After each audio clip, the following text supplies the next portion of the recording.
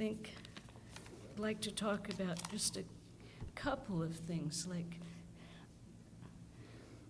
why we even, the main things of the order, the way I've understood it.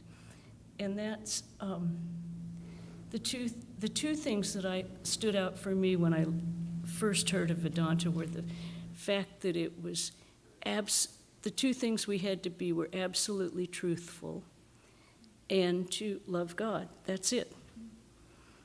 And absolutely truthful, always tell the truth, but never harsh truth. So how do you do that? Be kind to everyone. Don't be a hypocrite. And these are all seemingly contradictory, but they really aren't. When we look at, we don't have to say every single thing that runs through our mind. There's some things that go, and you go, that doesn't need saying. Now we had, I heard in Hollywood in the early days, there was one woman, a devotee, who was trying very, very hard to stick to the absolute truth and never tell a harsh truth. And another woman came in, and she always wore these flamboyant hats, and they were awful. Everyone knew they were awful. And she would say, "How do you like my hat?" And she would always ask the woman who was trying desperately hard to tell the truth. And she would say, "That's a beautiful feather on your hat."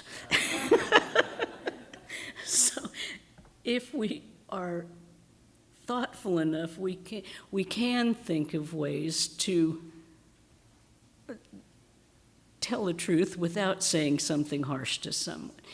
And being truthful, true to yourself too. Not just the truth that comes out of your mouth, but being true to your inner self. And being true to your inner self, to me, is we know who we are. We may not realize it yet, but we know in our heads who we are. We know we are the Atman, intellectually. We may not feel that, but as Swami Swahananda used to say, today's imagination is tomorrow's realization. So act as if you were. Put that into action. Act as if you were the person that you know you are. I kind of thought that was today's imagination. My imagination can run pretty wild, but is tomorrow's realization? Oh dear. But the more I'm around, the more I understand what he's saying. Action is easier to change than thought. So if we put our ideals into action consciously, the whole inner being will change to follow the actions. We can all start an exercise program or something, we do this all the time. We're going to do a certain action every day at a certain time. And pretty soon it becomes a habit. Well, we can do that by changing to change our behavior, which is what, as far as I could see, now I have to make a confession. For the first 5 years, I did not read the gospel. I was absolutely incensed by it because it said women in gold. And I was like, well, I certainly can't follow any man who says women and gold are the problems of the whole world. Now, if they changed the words to lust and greed, I would have read it gleefully. But they didn't. And I was of the era where that was extremely offensive. So it took a long time before I even read Ramakrishna. Now, I could understand Holy Mother. I could understand how she was, although I had a little problem there too. In the Nahabat, in that 6x6 room with 3 people and a fish hanging over her head and no one knowing she was there, These were a little difficult for American women of my era to get behind, to actually think, this is an ideal that I want to follow. But when I stopped reacting, stopped resisting, and stopped judging what the behavior was by my standards, then all of a sudden it made perfect sense. To be truthful, to love God, to do everything out of a sense of love, to not make yourself, I have to do this every single day or I'm not going to get where I want. No, I would give up something like that probably if I lasted a month. But I wouldn't last probably a month. I have to do it. Something bad is going to happen if I don't do it. No. I completely realized that what Ramakrishna said is we're not giving up anything. We're not renouncing. We don't renounce. We go towards. And renunciation happens automatically. The more quickly you go towards what you want, those things fall away. And so this was a hard one also for Western audiences. Renunciation? No, I don't think so. This was the time of do what you want, go with the flow, be spontaneous. Well, I mean, that's ridiculous. You get nowhere doing that. As one of our nuns said to someone, Devi Prana, someone said, well, I'm just going with the flow. And she says, well, if you don't know where you're going, you're never going to get there. She just, and the fellow went, oh, okay. Now, we have to know where we're going. We have to know what we're trying to do and make a great effort. Well, not a great effort. Make the effort to go towards it. We don't have to think about all the things we have to give up. Because the more we think about the things we have to give up, the more we hold on to them. I mean, if you say, I have to give up sugar, which I've done to myself 2 or 3 times, and I think about it all the time. I think about, well, maybe I could just, just one piece of cake. And it makes it more attractive than if I just didn't think about it, just decided I was going to eat more healthily. So that's what I mean when I say we're not renouncing anything, we're going towards. We're going for something. And all we're leaving behind are the things that don't matter. Really. If we want God realization, that's what we want. So all the other things are kind of extraneous if we're heading towards that. It's not a grim path. The other thing that I always noticed in all of the centers that I'd go to was there's a great deal of laughing and humor. Everyone had a good time in religion. It was not, they were honest, they were heading where they wanted to go, and they were helping each other, just like you all do here. You all have a very loving family center. And I noticed when you're working together, everyone is happy about what they're doing. They're filled with joy, helping. I was watching the ladies decorate the shrine, and everyone was just doing a perfect job and happy, full of joy, making it gorgeous. When you're singing, you do the same thing. You can hear it in your voices. You're not giving up anything. You're doing what leads you to where you want to go. I'm just going to quote 2 things. Ramakrishna I'm going to paraphrase, not quote.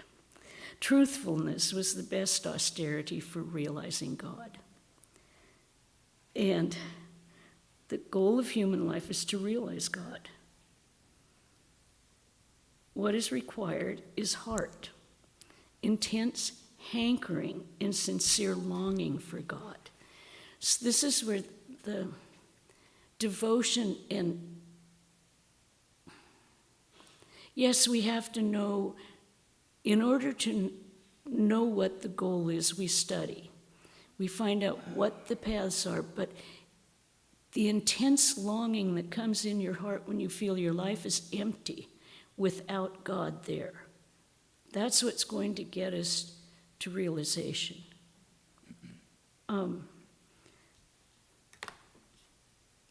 In the last, excuse me, the last part of the Gita, the translation that I like, Sri Krishna says, "Give me your whole heart, love and adore me, worship me only, and I will save you, whom I love."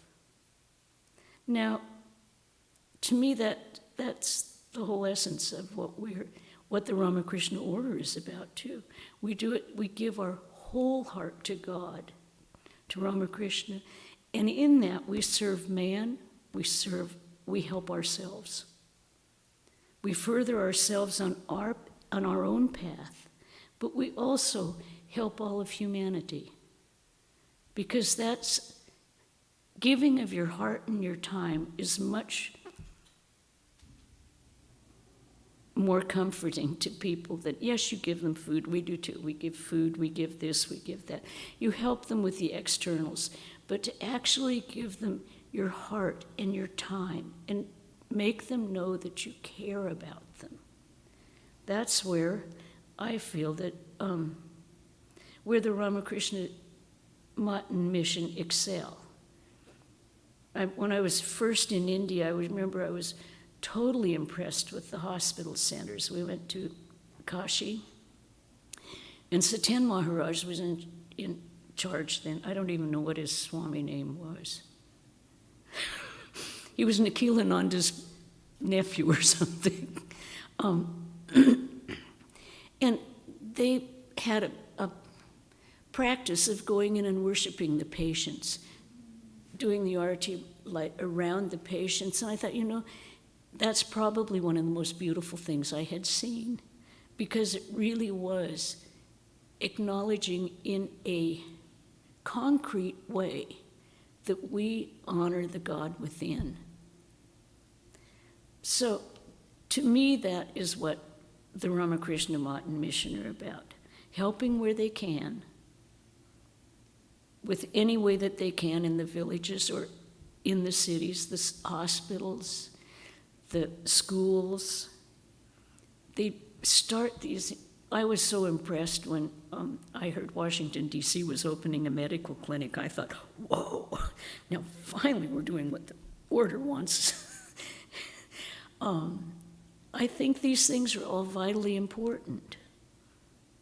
When I first joined the convent, we had been told that social services, Swamiji had said social services were taken care of in this country, and our entire job in spreading Ramakrishna's message was to give the message of God realization, provide a place for people to have peace and some semblance of a peaceful environment where they could come and go and be, to keep a holy, peaceful environment.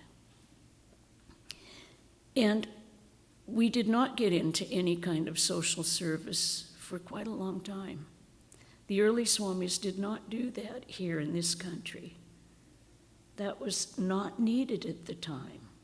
But now, of course, times have changed and will change with them, I'm sure, because that's the other part. You do what is time appropriate. You give the message of Ramakrishna. God is, and you are divine, and we worship the God in man. But we also help in any way we can.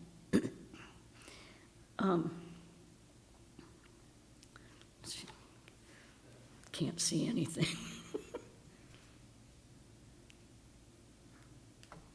Yeah. When someone asked Ramakrishna, well, how do you develop this longing for God? He said, well, it's like hunger or thirst. You don't develop hunger or thirst. It grows. And then you feed it.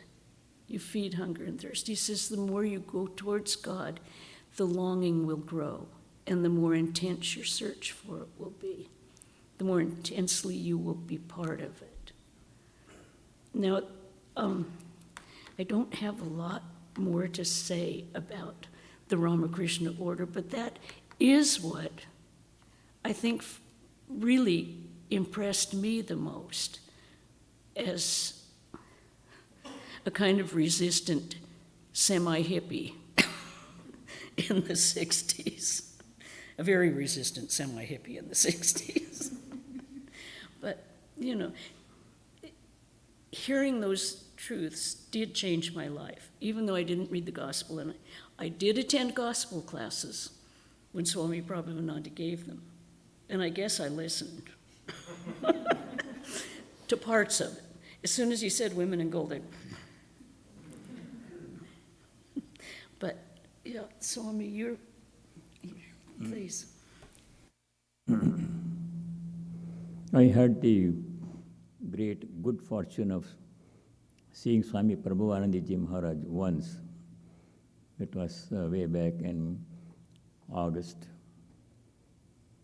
1973. I had written to him before a couple of times. I was in Pittsburgh, I was a student. But I got a reply from somebody there saying that he's not seeing visitors. He's not in good health. He won't see you. So somehow I happened to go to Las Vegas where there was some professional conference, and I got some foundation money to attend the conference. So I went there. Then I thought I should go to Los Angeles. So for $1, somebody gave me a ride to Los Angeles from Las Vegas. Students. Then next morning I went. I didn't know where this Vedanta place was. I started walking here and there, asking people. Then I went to the Vedanta Center, Vedanta Society.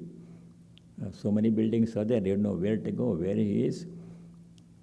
When the lady was raking the leaves there, and I asked her, she probably was a nun, I didn't know. So I have come to see Swami Prabhupada. She said, no, you can't see him. He's very sick. He's not seeing visitors. You can't see him. So I was disappointed. I have come. I want to see him. I come. I'm not going to go back without seeing him. So I was young at that time. I have to.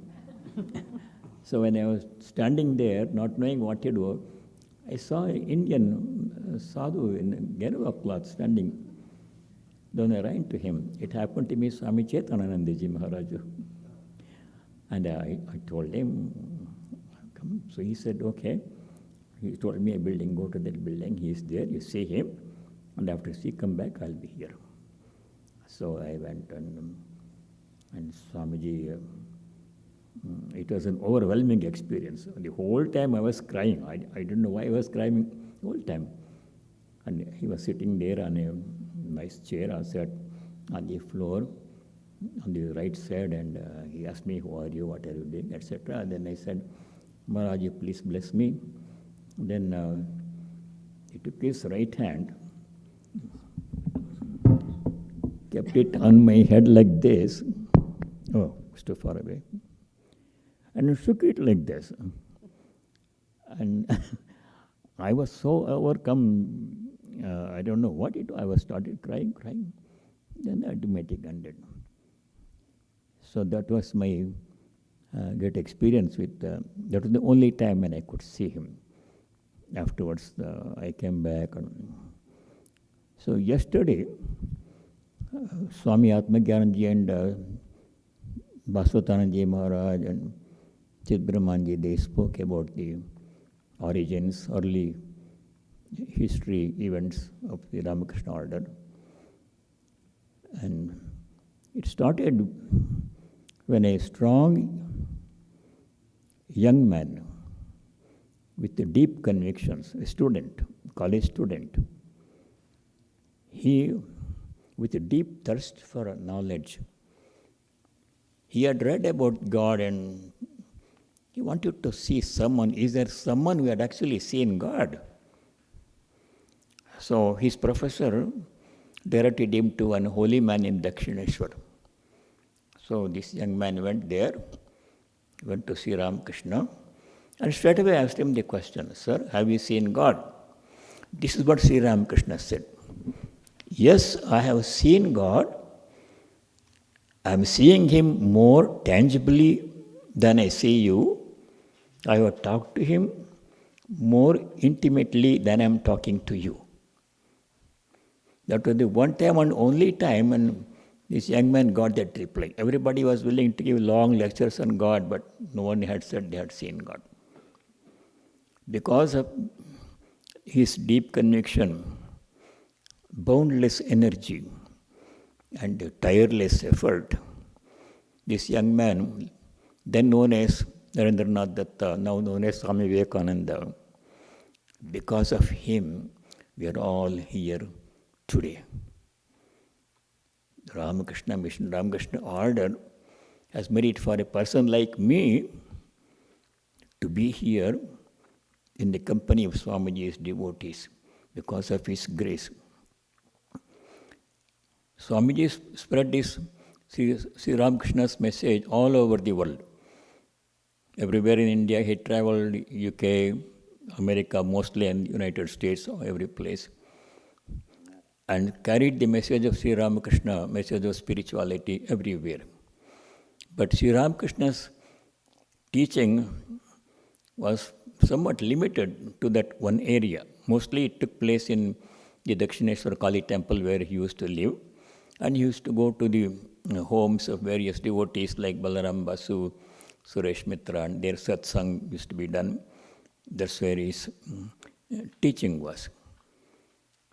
In the teachings of Swami Vivekananda, we see an emphasis on Advaita Vedanta, Jnana Yoga. He spoke about all the Vedas, all the yogas.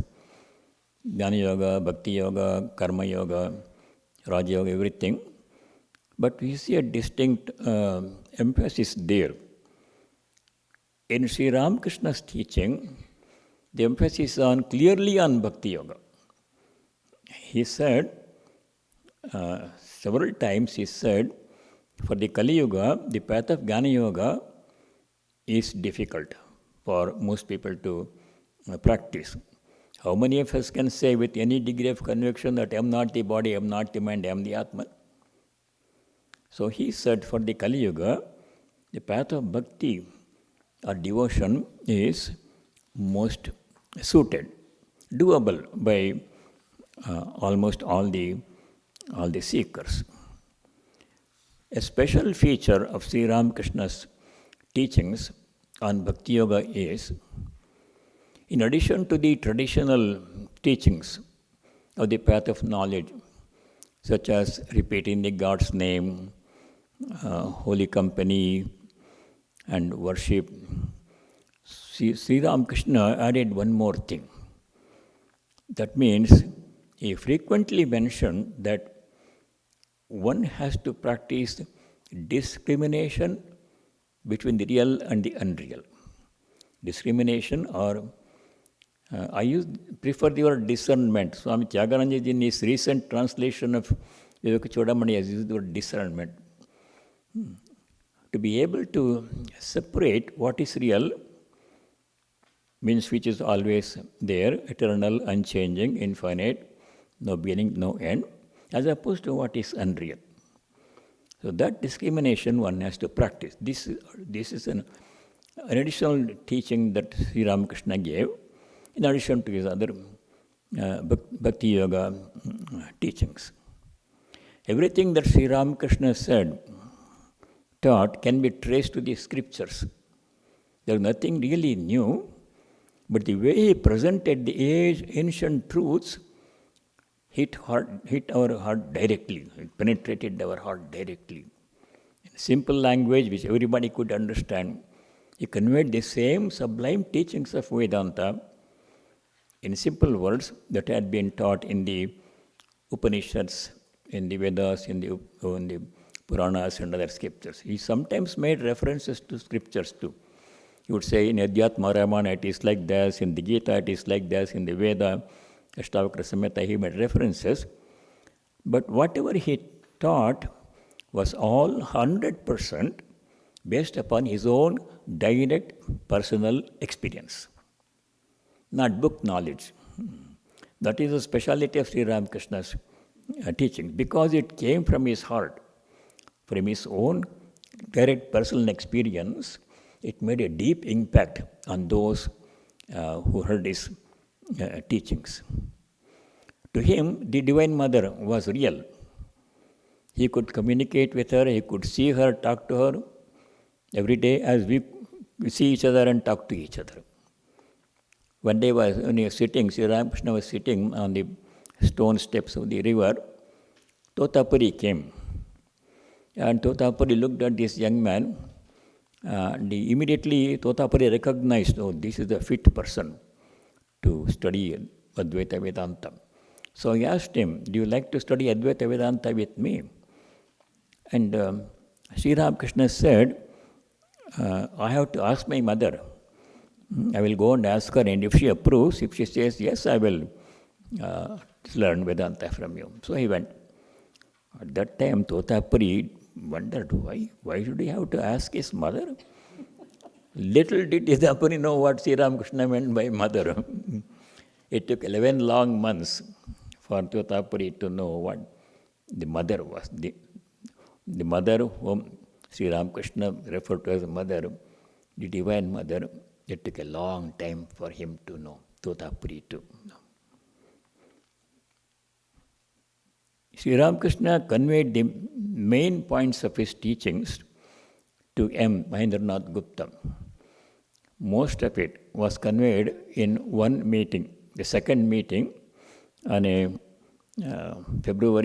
March 1882 morning. Most of the teaching he gave in a nutshell. In the remaining 4 and a half years of their association, Sri Ramakrishna would often check with him. From the very beginning, Sri Ramakrishna knew when he saw M that this is the person who is going to convey my teachings, record and spread my teachings to the rest of the world. Recognize that role, M's special role in life. M probably at that time did not know, but when he went home every day and wrote on the diary, we know the rest of the story, how the gospel came to be written. So Sri Ramakrishna wanted to make sure that M really accurately understands and records his teachings. So periodically he would ask Sri Ramakrishna, what did I say about that one? And he would make M repeat his teachings. Sometimes he would make some correction, and he would repeatedly do this one to make sure that M got his teachings, he understood his teachings, and that would be conveyed to the rest of humanity. Swami Harshanandaji Maharaj, who was head of the Bangalore Center, and he passed away recently. I had the good fortune of knowing him very well for many years. He, in 8 beautiful, succinct aphorisms, captured the main points of Sri Ramakrishna's teachings in the form of nice aphorisms, short aphorisms in Sanskrit. These aphorisms are very similar to Narada's Bhakti Sutras, Bhakti aphorisms, some of you are studying now. And in those 8 aphorisms, Harshanji Maharaj conveyed most of the teachings of Sri Ramakrishna. And not too long ago, we studied these eight aphorisms in our Sunday series of Sunday talks, and you all have a copy of that one. Now, what I want to do, I don't want to go through all the 8 aphorisms. It's neither necessary because we recently studied, you are familiar with them, nor is there time. So I will mention them, go through them very quickly. Then if you have any questions on any of those, you can ask me, write your questions down, and we'll try to go through them. So in the handout you have a very brief survey of these 8 aphorisms. The first aphorism was Ishvaraha asti eva sa eva satyam. God really exists. He alone is the truth. This is exactly what all the Upanishads says, all the other scriptures say. Brahma satyam jagan mitya jivo brahmaiva naparaha. There is only one reality. We may call it Brahman. In Upanishad, it's called Brahman, Atman. We can call it any name. That's the only reality that exists. The whole universe that we are seeing, the names and form, infinite names and forms and variety, good and bad, everything, is all nothing but Him. But Sri Ramakrishna did not use the word Brahman that often. He used the word the Divine Mother. And he would say, the Divine Mother herself has become the universe. And the 24 cosmic principles.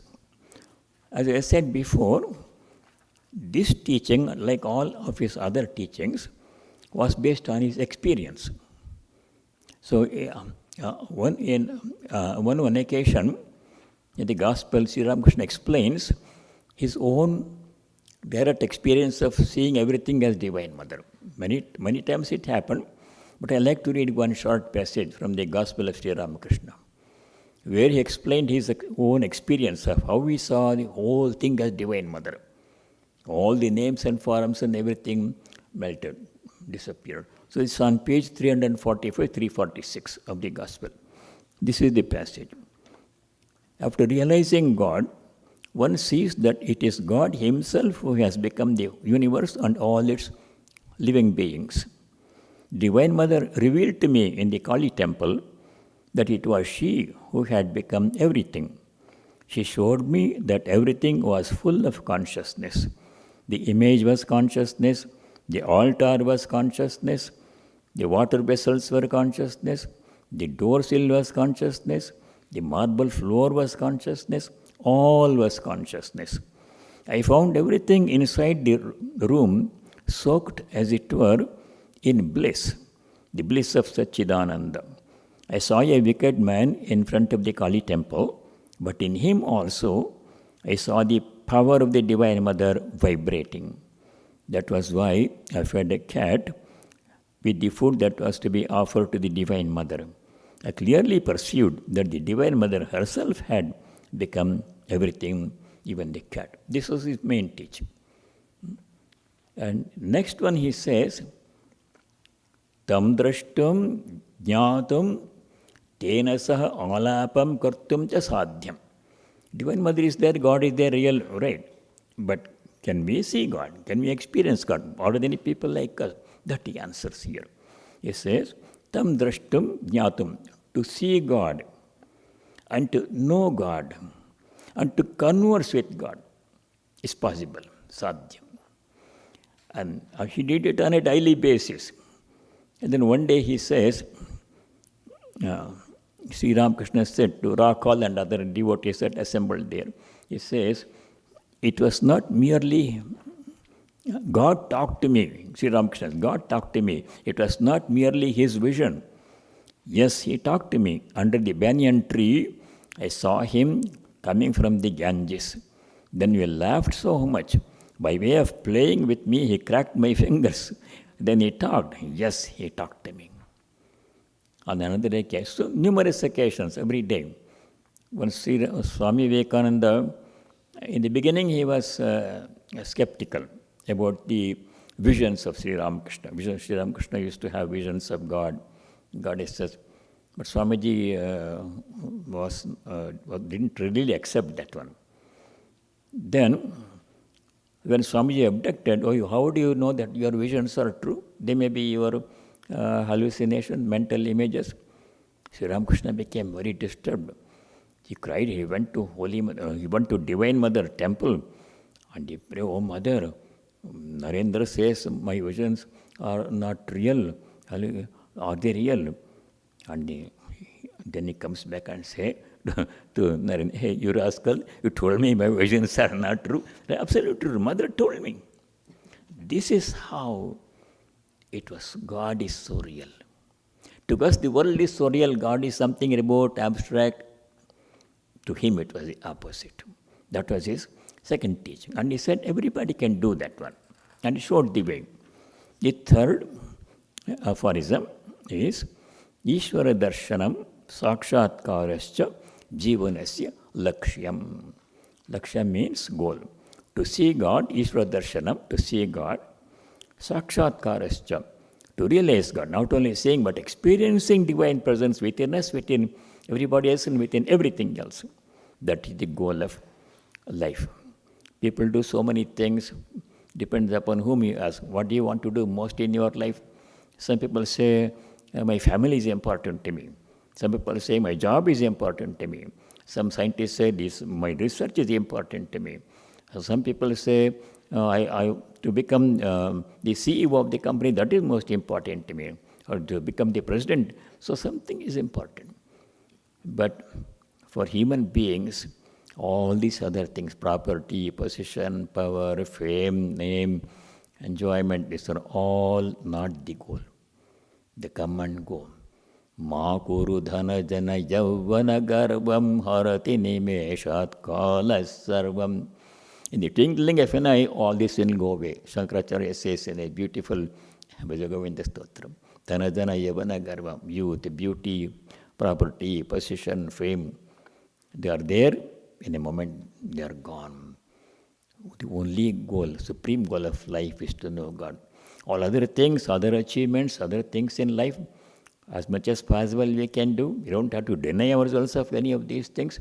But one goal, the only goal that we all have to try to achieve is God realization. To know God and to experience God's presence within us, within everybody, within everything, at all times.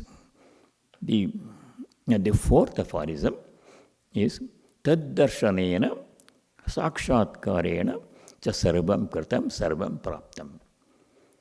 If it's by seeing God, by realizing Him, everything is achieved, everything is gained.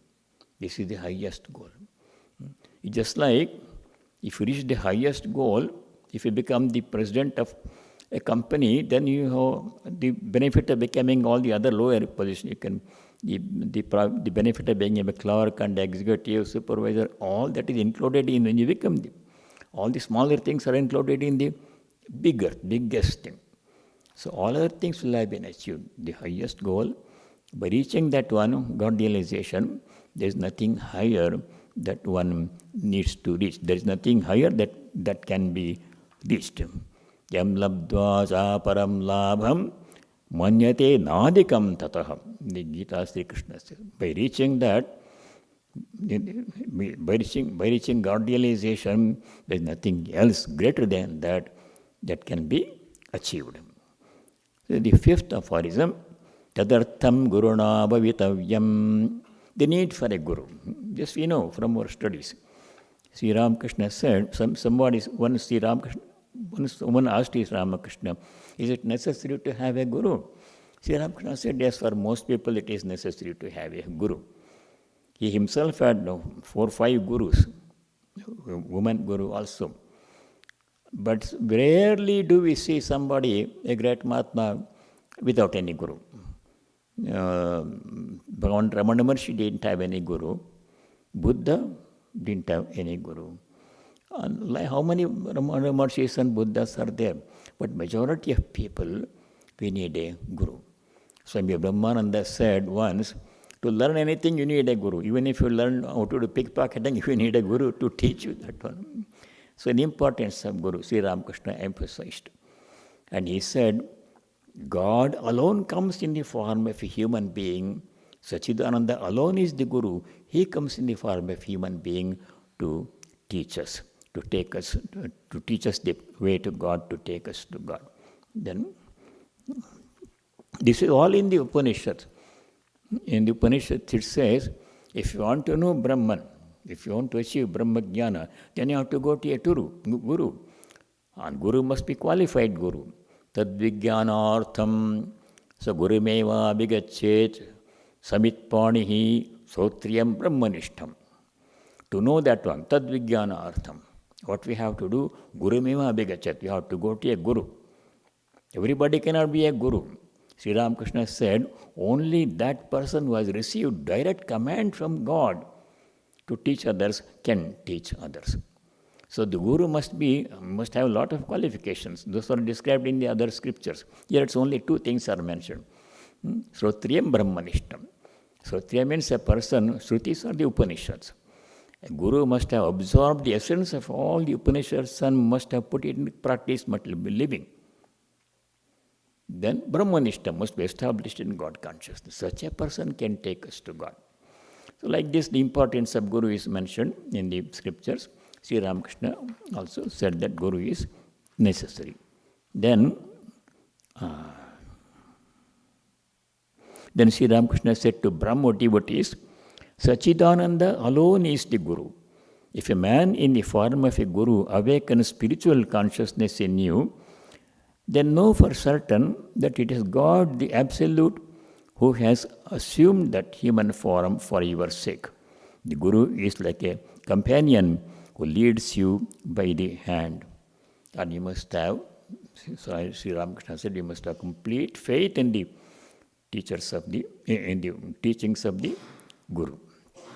Then the next aphorism, one of the most important teachings, if not the most important teaching of Sri Ramakrishna is Kamini Kanchana Tyaga. He says in the next aphorisms, Kama Kanchana Tyaga Pradhanam Sadhanam. He used the Indian expression Kamini Kanchana. In Indian languages we use that one. Really it means lust and greed, giving up lust and greed. Looking upon woman as an object of enjoyment is the biggest problem with men. Same thing applies to women also, but he was mostly talking to men devotees, so he used this expression, giving up Kamini Kanchana. And this has come so many times everywhere in the gospel, and we need not go over it in great detail. These are the two great obstacles: lust for enjoyment and greed for possessions. This comes in the Bhagavad Gita also.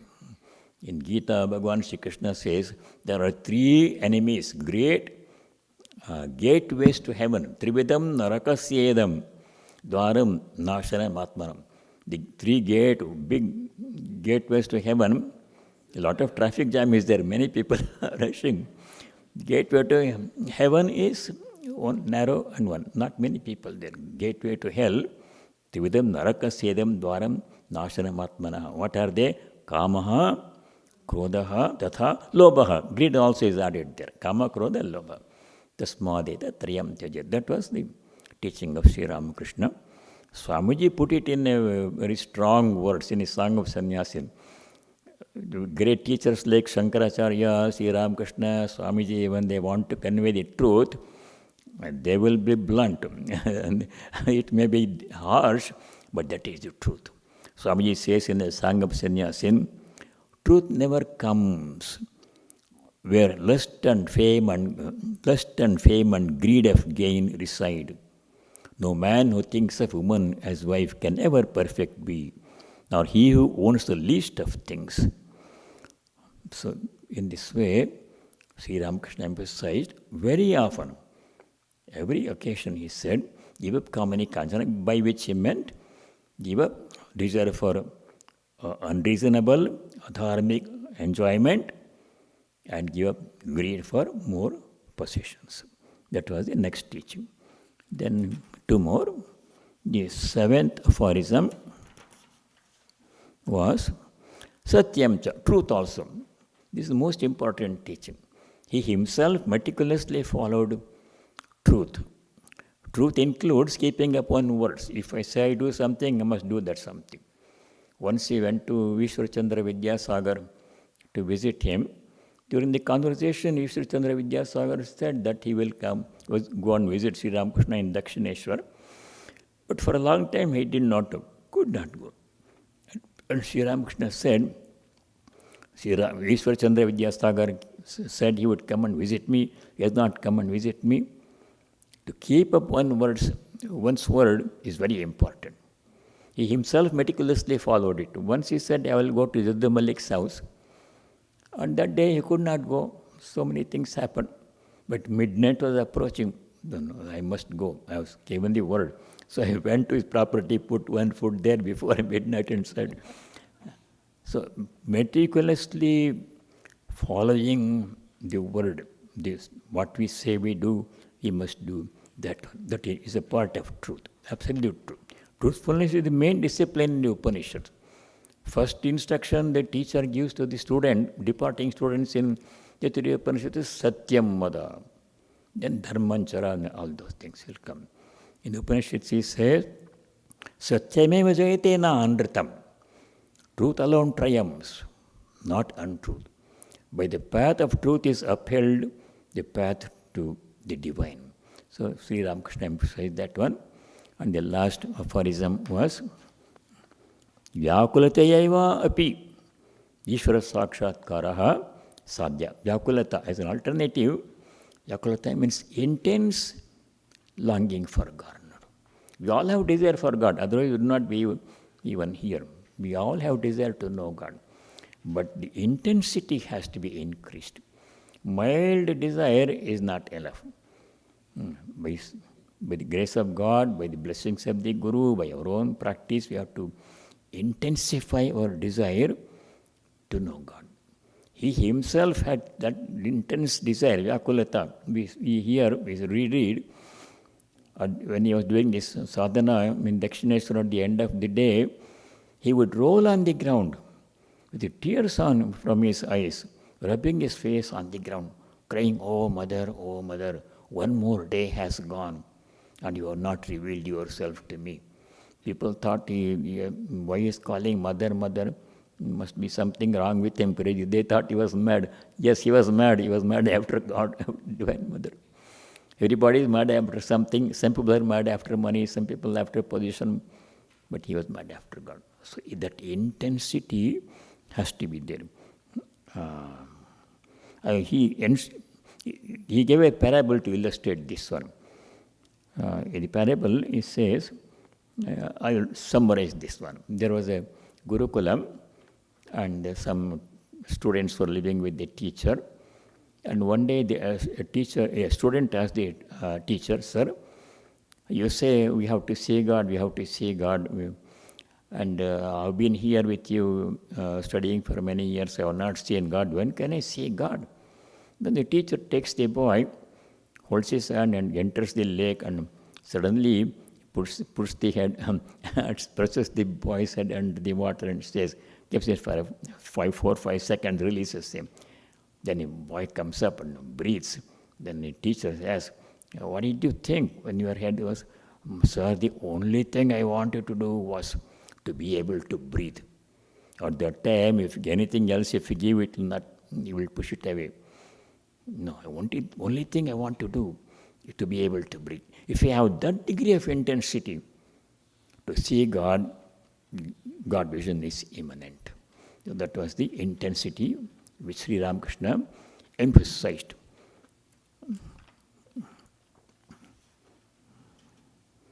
So we will stop here.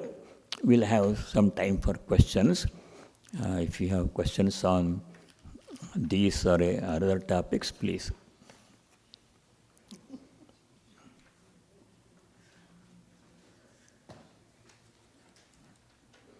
You want to see? No. I think you better take that one. Is the self an illusion created by one's own mind? A profound question. The self I can answer that. Self here means the self that Sri Ramakrishna talks about, more than that you read about in the Upanishads, Atman or Brahman. That is not the creation of the mind, that is the ultimate reality. That's the only reality that there is. The mind and everything are parts of this creation. The creation is, there are different views on what this creation is. The creation, some people say, is a projection of the ultimate reality called Brahman. And Brahman alone is real. According to Sri Ramakrishna, the creation nothing other than Divine Mother herself. She herself has become the whole creation. People, animals, plants, things, planets, sun, star, moon. People means people includes mind and everything. And there is another explanation that this whole creation like a dream, which you experience only during the waking state, is not always there. And there is no such thing as creation. Another view is there. So the only reality is the self. Self is used, Atman, the word used is self in English. In the Upanishad says Atman or Brahman. That's the only reality. The mind and everything, they are all parts of creation. They are projections. In the mind, everything functions because the self is present. It is the one behind the many zeros. And frequently this one verse, mantra from the Upanishads come in our studies. Because of the presence of the self, everything else exists, everything else functions.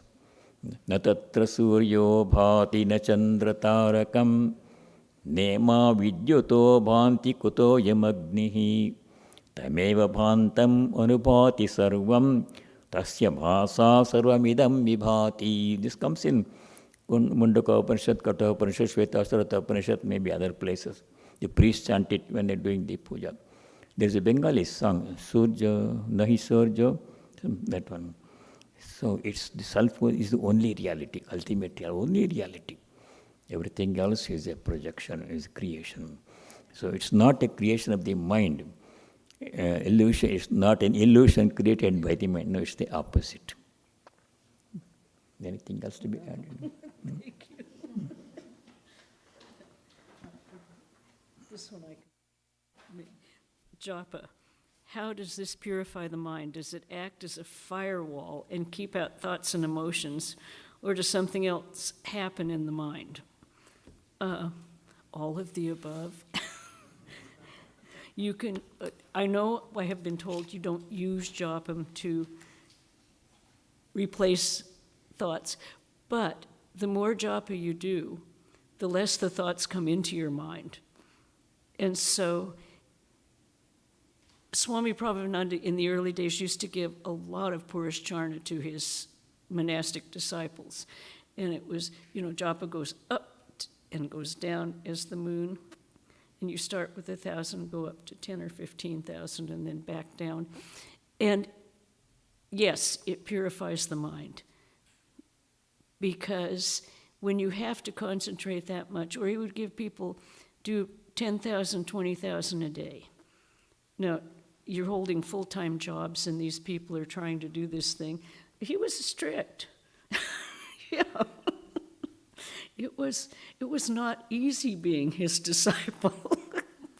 It was good, but it wasn't easy. And it does purify the mind.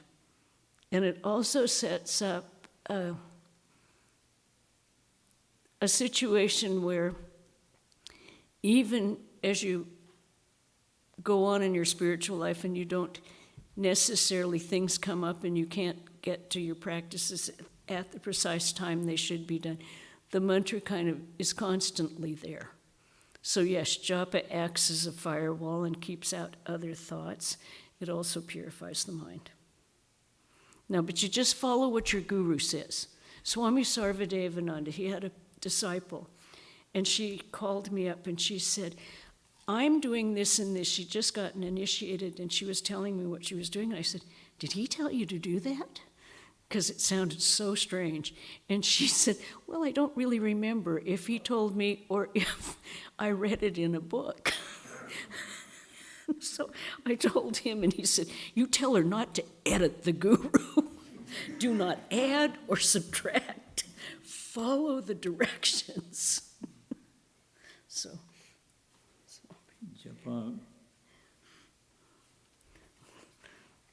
Japa is very much used by Sri Ramakrishna, Holy Mother, and Swamiji. Mataji has explained. One thing I want to point out, Sri Ramakrishna often emphasized when people asked him the question, what is the way, Upayiki, he would say, Holy Company, repetition of God's name. So repetition of God's name or mantra given by the Guru itself is enough. Itself is an independent, complete spiritual practice in itself. Japat Siddhi. In the Gospel, on page 138, English edition, Sri Ramakrishna has said, by repeating God's name, one's mind, body, and everything will become pure. Once purity of mind is achieved, then God realization is imminent. So what prevents us from seeing God is present within us in all and everything all the time, but why you are not able to see God? Because the mind acts as a shield full of all kinds of impressions, good, bad, and everything. So what japa does is it purifies the mind. There is no other more efficient purifier of the mind than repetition of God's name. So by doing japa, mind gradually becomes pure, becomes like a transparent sheet of glass, and we immediately feel the divine presence, experience divine presence. So japa is the most important. Everybody can do. There is no special requirement to do japa. The orthodox view is if to do japa, before doing japa, you have to take bath and change your clothes and go to puja room. No. The other view is you can repeat God's name any place, any time, under any conditions. Apavitra pavitro va sarvavasthangato va yasmaret pundarikaksham sabhahyabhyantarashuchi. In whatever condition you are, wherever you are, if you repeat God's name, your whole personality, everything will become pure. Inside purity, outward purity, everything will happen. So japa is the most important, single most important discipline that everybody can do. Next. Next. For me? Next you. Is it all right if we fall off from our spiritual practices and return to them after a while? We incur a loss, but it has happened and we need to. We incur a loss, but it has happened and we need to move along. Is it all right? It is inevitable. Spiritual path is not one smooth, straight line going up. You go 2 steps and come 1 step backward, we go 1 step to come down 2 steps. It's like that one for almost everybody. So just like a child learns to walk, how many times it falls? As many times as it falls, so many times it gets up and tries to walk again. That's how it learns to walk. So it is like that. The drawbacks are inevitable, setbacks are inevitable, but you have to persist. Even if you have failed several times, if you have gone back onto our old ways, but we can always come back. And spiritual journey is a continuous journey. Nothing is lost in the spiritual journey. If you do some spiritual practice, and then there is a break, for some reason we can't do, then you resume again, then what we did before is not lost. It is saved. From the point where we left off, from there our journey will continue. Sometimes I give the example of a long-distance road journey. If you want to travel from Boston to Los Angeles, you can take a flight and go there in 6-7 hours. But if you like to drive, it takes several days of driving. In one day you cannot drive. So first day you travel, cover some distance from Boston, maybe to Philadelphia, stay there for the night. Next morning when you start your journey, from where do you start? From Philadelphia, from where you left off previous night, not from Boston. and third day from where you left off on the second night. So like this spiritual journey is continuing from life to life. In every life we make some progress. Some people make all progress, first journey in one life. That's very rare. For ordinary people, it takes a long time. Aneka janma samsiddhas tato yati param gatim. This question was raised by Arjuna in the 6th chapter of the Gita. Arjuna expresses the question, what happens to a person who does some spiritual practice but not enough to reach the goal? In the meantime, death comes. What happens? Sri Krishna says, the work that one person has done will never be lost. It will be saved. Spiritual practice is cumulative. From here you left off in the previous life, from there you continue in the next life, and in this way the journey continues from life to life, and in one life we reach the goal. So fall is possible, happens very often, but we should not be discouraged by it. We should get up and walk again. We used to ask our Swamis that, and Swami always told us, it's like we go up by a spiral. So we're always heading up. We may go down, but we never go down as far as we were before. We are always going towards the goal. So if you lapse a little, you don't go down as far as when you started. You continue to go up the spiral. So it goes like that, rather than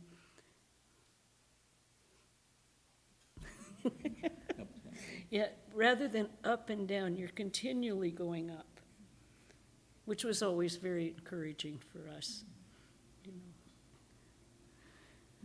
How about which one, devotion or how to find a guru? We're told to find a spiritual teacher who is a realized soul or close to it. Why is it that we cannot ask our Swamijis about their spiritual practices? It will be a great help to us to know the pitfalls they've faced and overcame.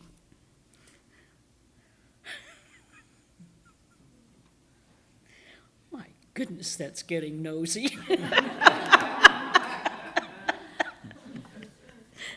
That is, we're told not to,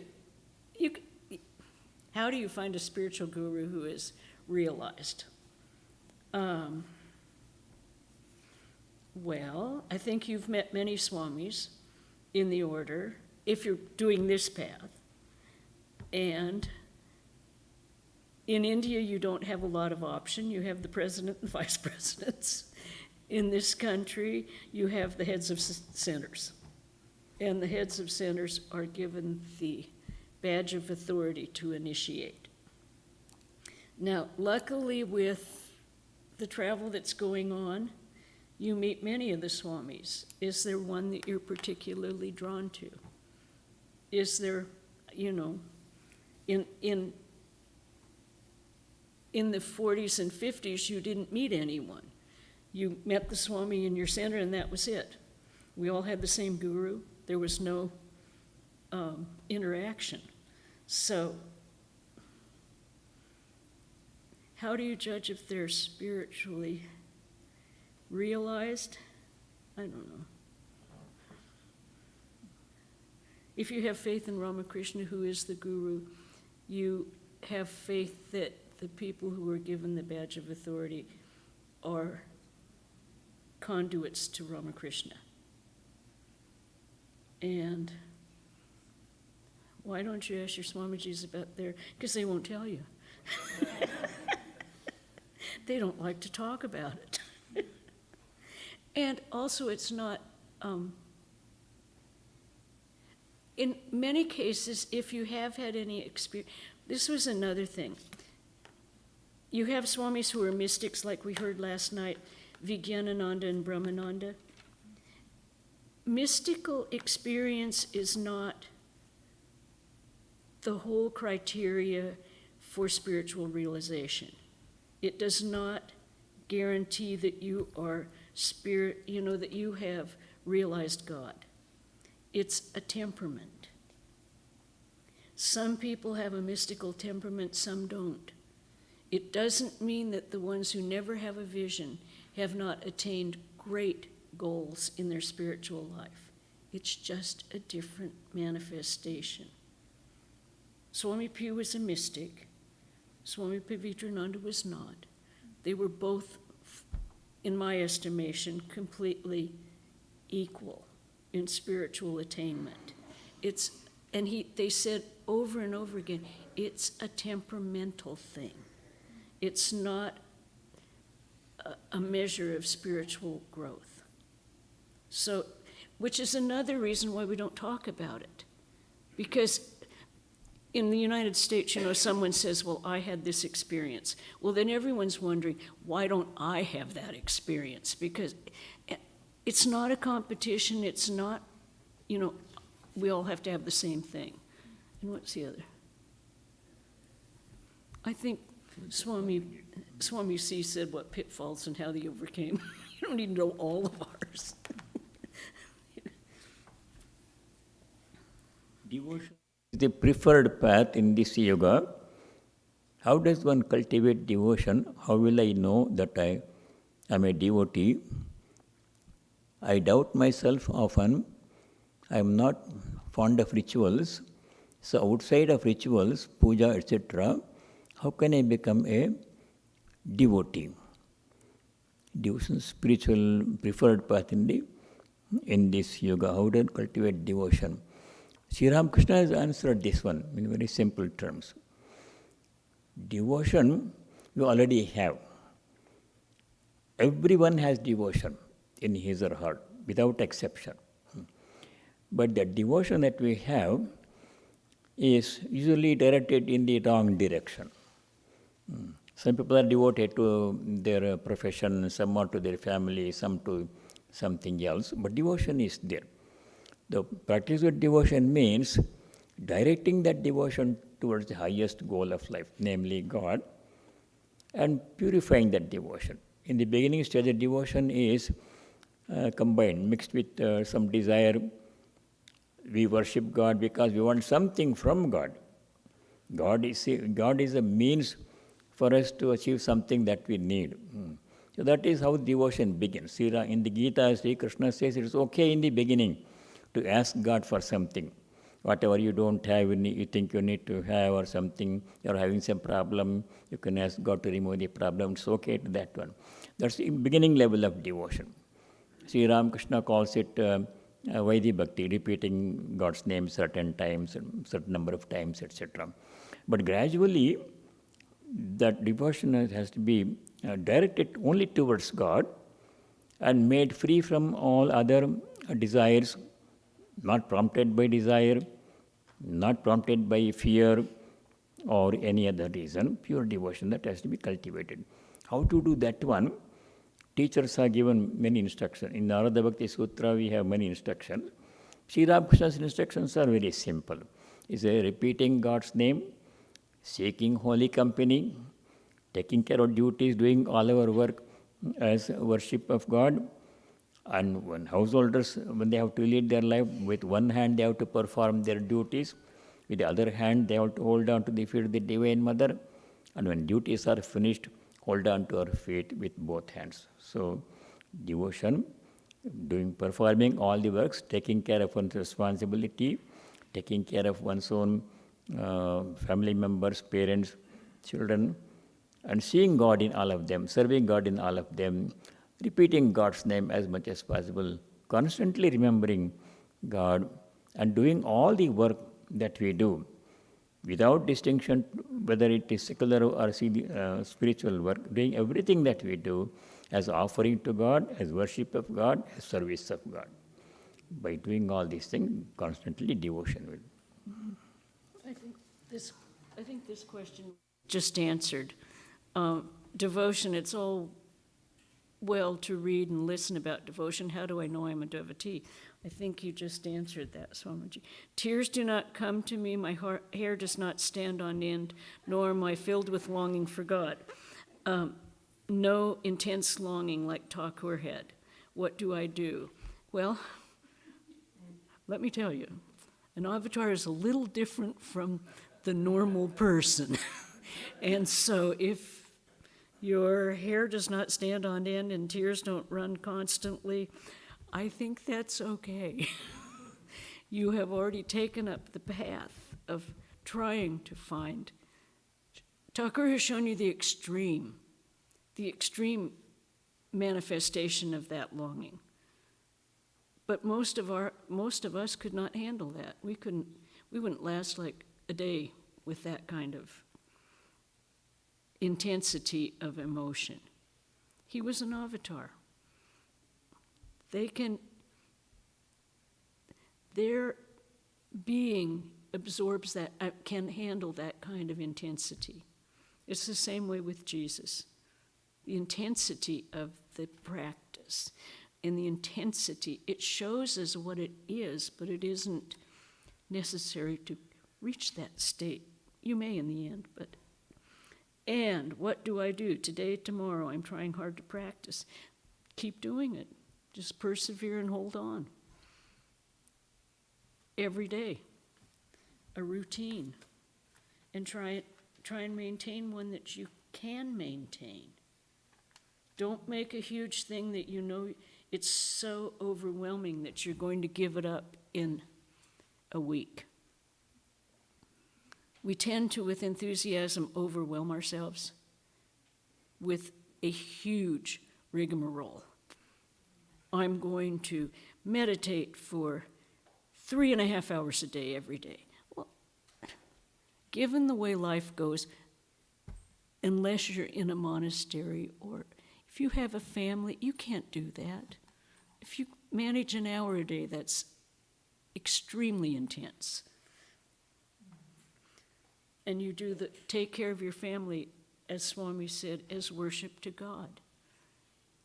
Love the God within them. Yeah. You don't need to do any other ritual, even. Tears do not come to me. My hair does not stand on end, nor am I filled with longing for God, not intense longing like Thakur had, what do I do? This is at a very high stage.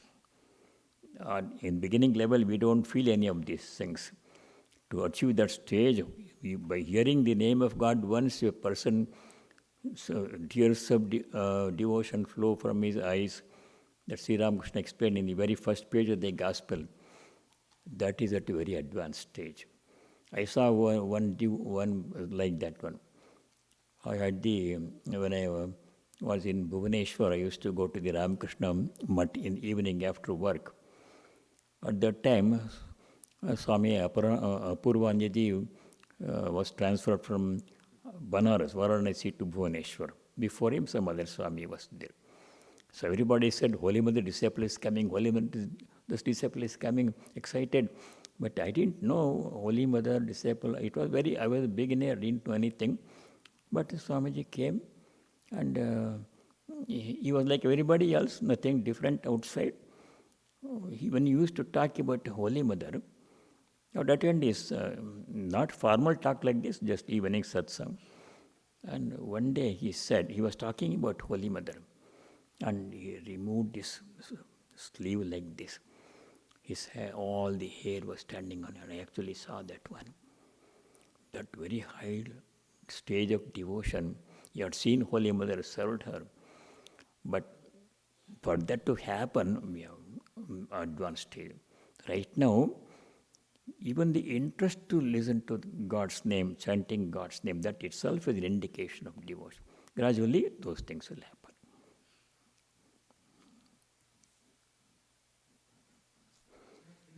What to do when we keep making the same mistakes over and over again, but have trouble restraining ourselves? Constant effort. Spiritual practice, like any other vidya, requires continual practice. Pitfalls will be there, failures will be there, but perseverance is the key. Perseverance, we should not give up. If you cannot do japa one day, cannot have devotion one day, something else comes, but we have to keep on. Perseverance is the key. Even if we say, do some mistakes, then also we have to continue. We cannot stop our spiritual practice. This is a great word of assurance. There is a great word of assurance in the Bhagavad Gita by Bhagavan Sri Krishna. He says in the 9th chapter, even if a person has made big mistakes, indulged in bad conduct, such a person can also reach me if he stops doing those things and constantly thinks of me and takes my name. Apichet sudharacharo bhajate mam ananya bhak. Sadhureva sa mantavya. Such a person who has been of a very bad conduct. In spite of the bad past, if a person makes up his or her mind to remain devoted to God, to achieve devotion and persist in the practice, such a person can reach the goal. Valmiki is the great example. Valmiki, the author of Ramayana, he was a hunter. He used to make his living by burglary, hunting. But he changed his life one day.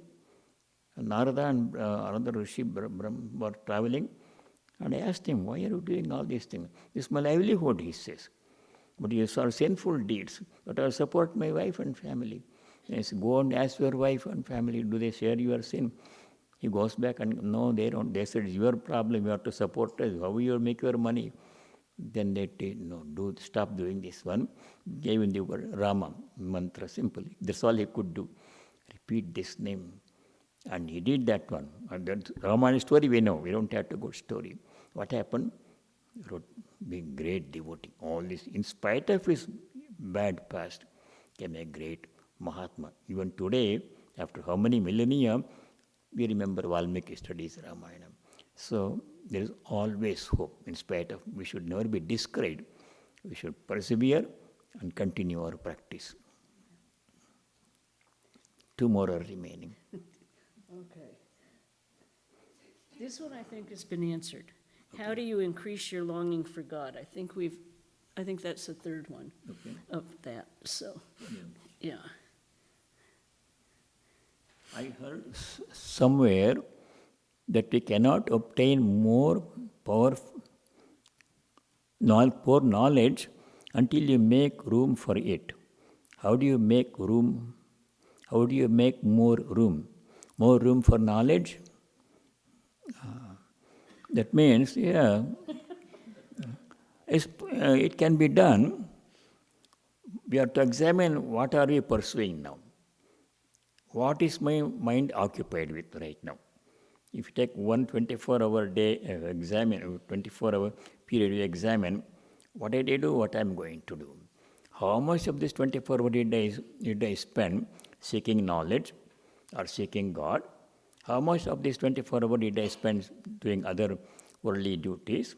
How much did I think about God? If you take stock of that one, then you can see how much time we have been spending in worldly activities, where something can be cut down, how much of it can be cut down, and where I can make adjustments and spend more time in spiritual practices, whether it's gaining knowledge or devotion or whatever. That adjustment we have to make.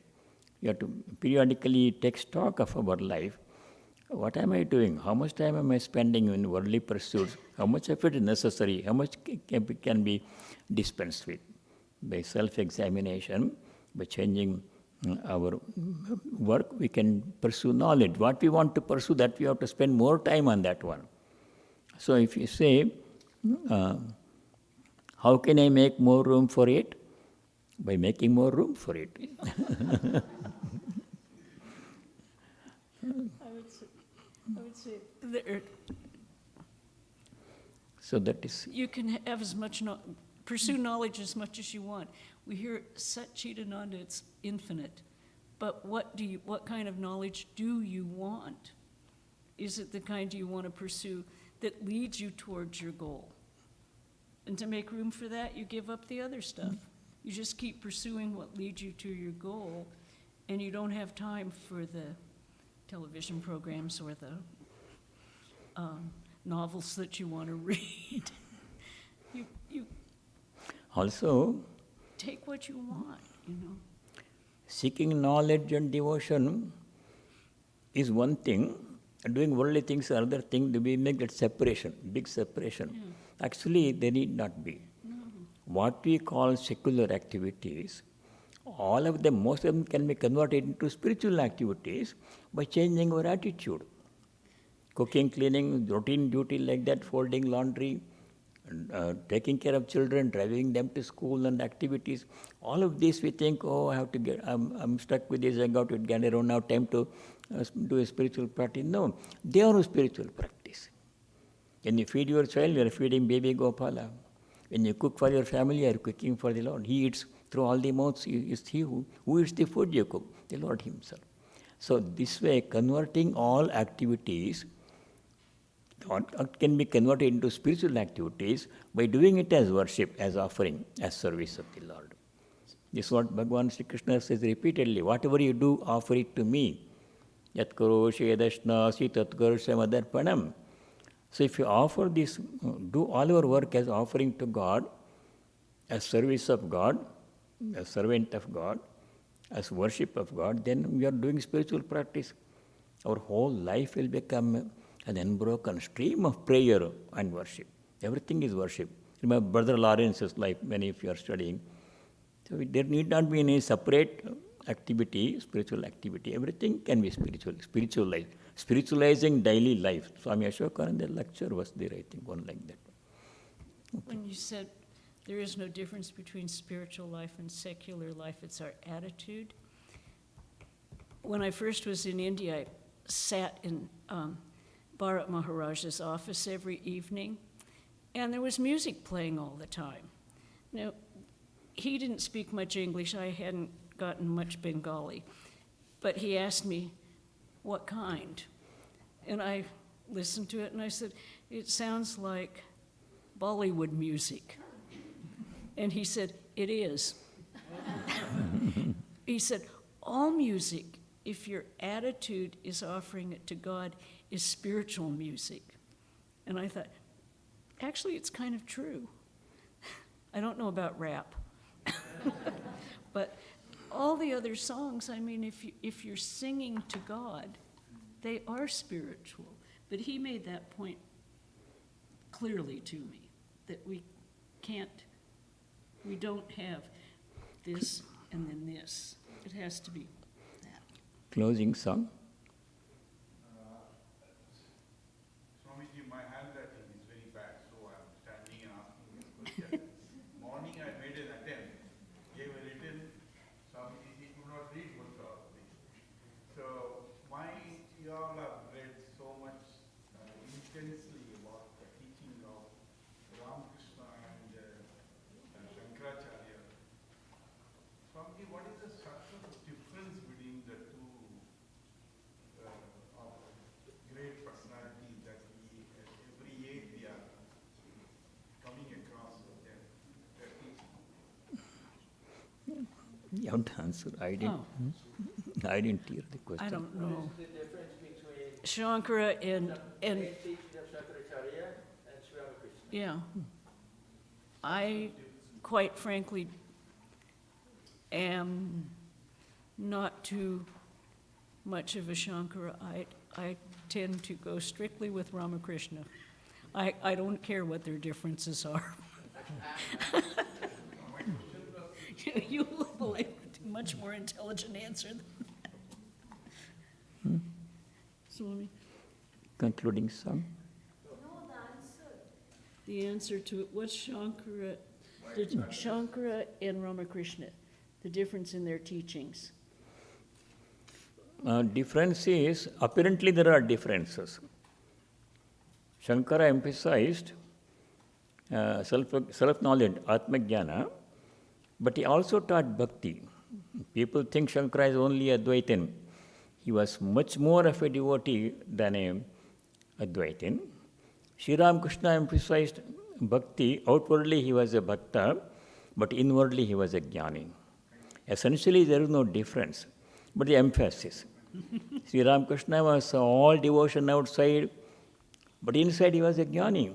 Swamiji was all jnani outside, but inside he was a devotee. Essentially, there is no difference, but emphasis is difference.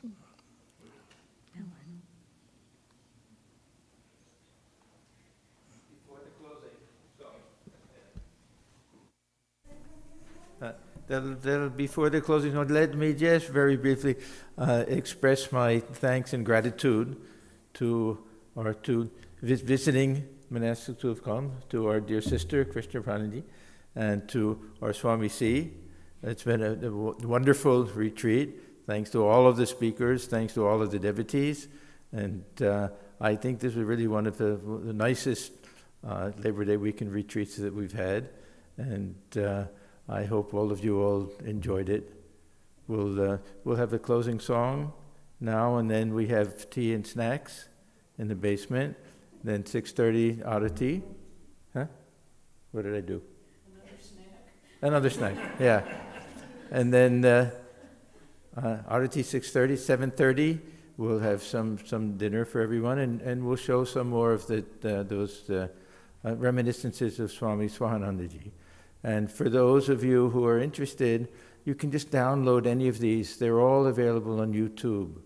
If you go to YouTube and just type in Swami Swahananda Reminiscences, they'll all come up. They're all very nice. So again, our deep thanks and gratitude. And it was really, sister, thank you so much. Brother, thank you so much. We all enjoyed it very much.